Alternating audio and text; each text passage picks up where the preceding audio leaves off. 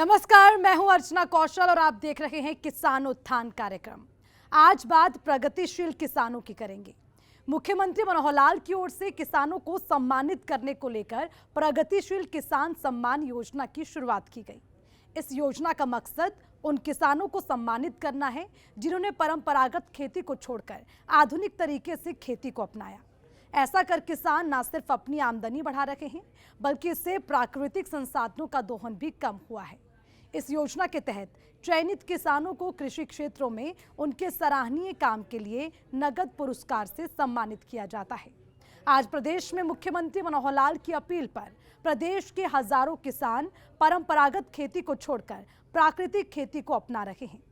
तो चलिए ऐसे ही किसानों से आज आपकी मुलाकात कराते हैं।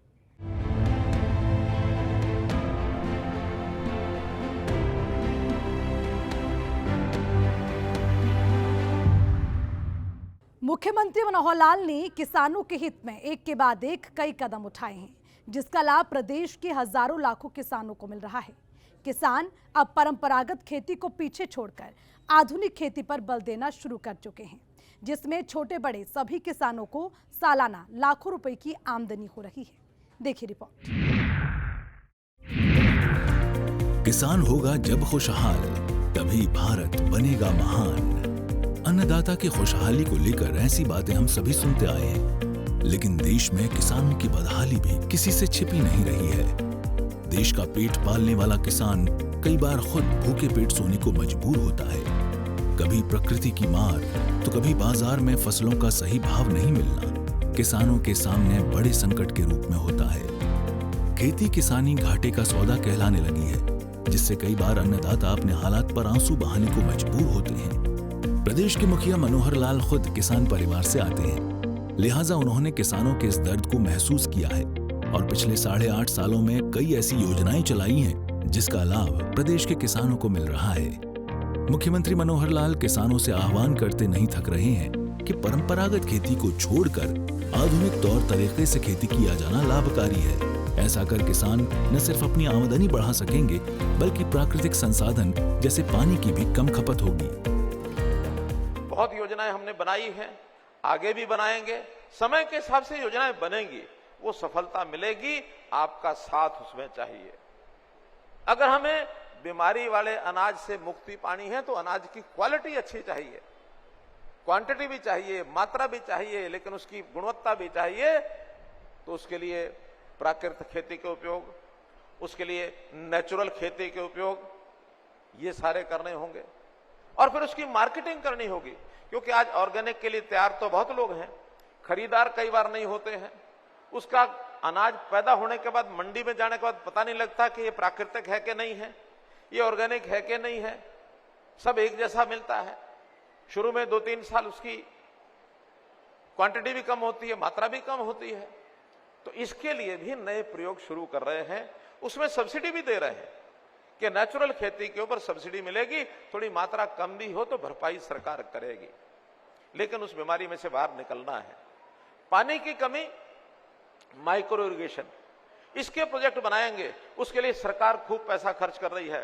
85% सब्सिडी जो किसानों का समूह अप्लाई करता है, उसको हम 85% देते हैं, 15% ही उससे लेते हैं। 15 इसलिए लेना पड़ता है कि भाई थोड़ा उसको भी लगे कि मेरा अपना है ये। मुख्यमंत्री मनोहर लाल के भरोसे पर उतरकर जो किसान पारंपरिक खेती को छोड़कर आधुनिक खेती को अपना रहे हैं, ऐसे किसानों को प्रदेश सरकार की ओर से प्रगतिशील किसान सम्मान से सम्मानित किया जा रहा है। प्रगतिशील किसानों को दिए जाने वाले इस सम्मान के पीछे मुख्यमंत्री मनोहर लाल की सोच उन किसानों को प्रेरित करना है जो अभी भी पारंपरिक खेती कर रहे हैं। किसान के हित में योजनाएं बनाएंगे और डिपार्टमेंट अगर कहीं फेल है तो हम इनको पकड़ेंगे कि अगर कुछ सीखना तो किसान से सीख लो। हो सकता है हमारे कृषि विश्वविद्यालय से भी ज्यादा जानकारियां ये किसान रखते होंगे।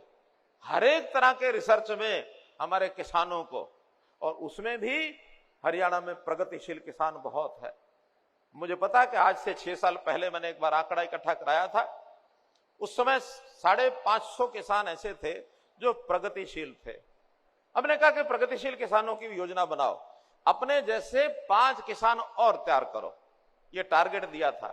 और उसमें प्रगतिशील किसानों के लिए इनाम भी रखा था। कोई 1 लाख, 2 लाख, 3 लाख ऐसे कुछ राशि रखी थी। ऐसे कोई प्रगतिशील किसान हैं जिन्होंने अपने किसानों, अपने बराबर के किसानों की संख्या बढ़ाई हो और उनको कोई इनाम मिला हो? एक आध को मिला है क्या?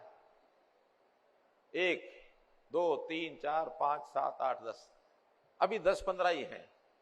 मैं कहता हूं सभी 550 जो उस लिस्ट में थे उनको अपने जैसे किसान और बढ़ाने चाहिए। अरे भाई, हमारी आमदन तो है ही है, लेकिन हम अपने पड़ोसी के किसान को भी वैसा बढ़ा देंगे तो हमारी आमदन घटेगी नहीं।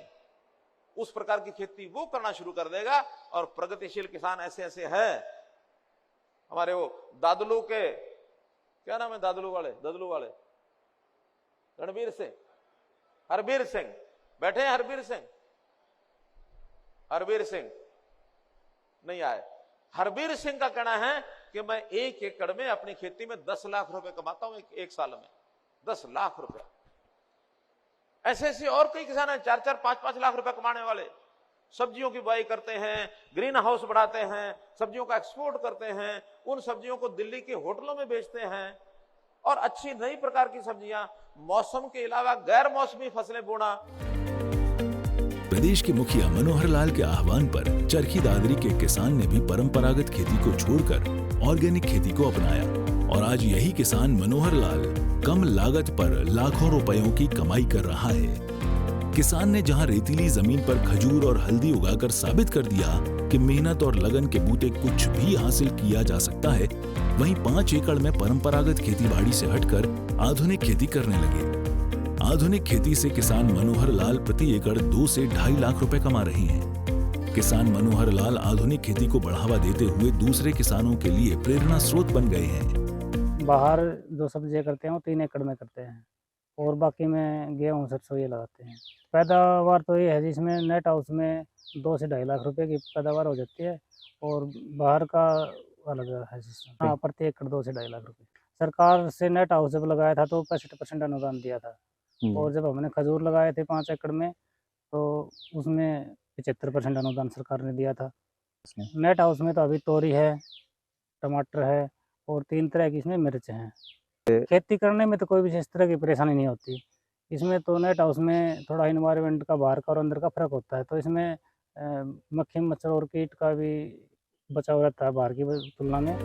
चरखी दादरी जिले के गांव गोपी के किसान मनोहर लाल साल 2016 से ही टमाटर, तोरी, मिर्च, खीरा और हरी सब्जियों की खेती कर रहे हैं, जिसमें भरपूर पैदावार हो रही है।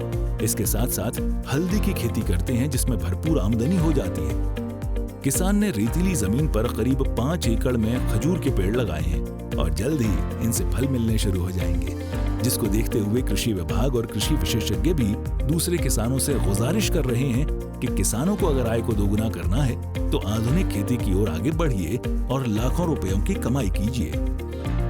देखिए, परंपरागत खेती को छोड़ के अगर किसान भाई अलग से कुछ करना चाहते हैं, जैसे कि सब्जी की खेती है, बागवानी है, मछली पालन है, आदि आदि, तो सरकार बहुत अच्छी स्कीमें लेके आ रही है।